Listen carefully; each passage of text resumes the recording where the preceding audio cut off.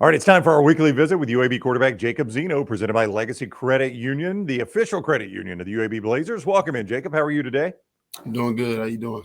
Doing great, man. Thanks a lot. Legacy wants to remind you of their credit card, just what you need to manage your spending safely and wisely with the holiday season around the corner.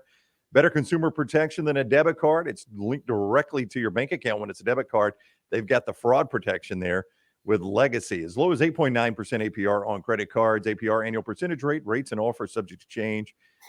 See website for details at legacycreditunion.com/join, federally insured by the NCUA.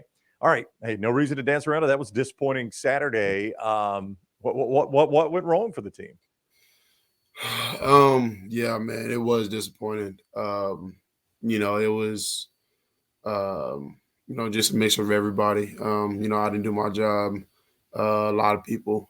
So we held everybody accountable. And so that's just the plan for this week, just to be held accountable and get better. It's about us this week, and we fix the little things, and then we'll be a better team from that.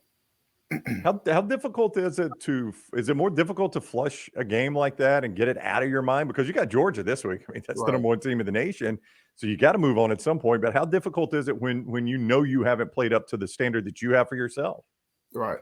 It was kind of hard yesterday, just going back and watching everything and seeing what you could do better and knowing that you could do better. But today, I flushed it yesterday. The whole team Yeah. flushed it yesterday, and we can't dwell on the past. So we're ready to get better this week and get on to Georgia. Trent Dilfer, and look, we've only seen him coach 3 games now, and you Right. haven't been around him forever, but he seems like such a positive guy. He's always so positive and uplifting. There are some coaches that, they can get kind of down and everything is bad. How was he after Saturday night's game and meetings yesterday? What was Trent Dilfer like? He was good. He was still positive. He's just talking about how he's gonna hold everybody accountable more. Not just with football, just with everything.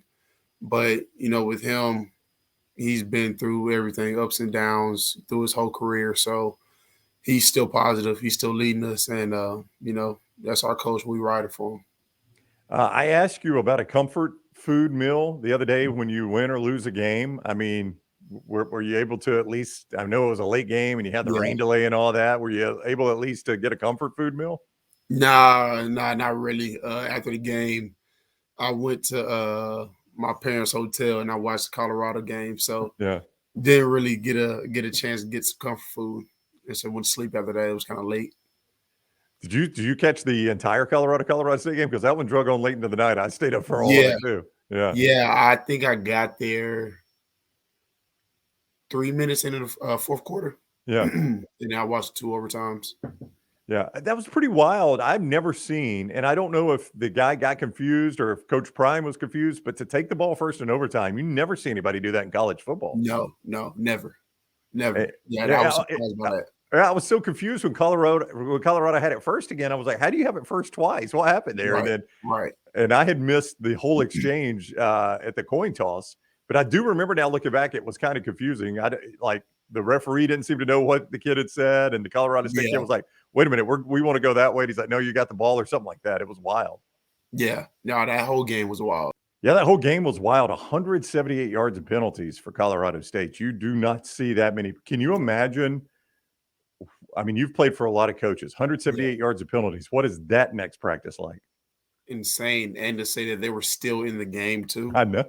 like that's crazy. Yeah. And I didn't realize our quarterback was a freshman for Colorado He's, State. yeah, he's good too, isn't he? And that Yeah, I number know. 14, that receiver is a stud Yeah, for them. Big yeah, tall kid.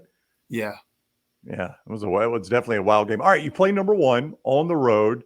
Mhm. That's gonna have a little bit of a different feeling. I know most people would say, you can't pay attention to the rankings, the number Right, by the name, but I mean that's gonna have a little bit of a different feeling. right. I mean, we know who we're playing. We're playing Georgia, number one team in the country. Um, but that's not really our focus this week. Our focus is playing against each other and getting us better. We feel like if we could get us better, then that's going to help carry out through the whole season. And so, like I said, that's just the main focus. And we do that, then we'll be better on Saturday.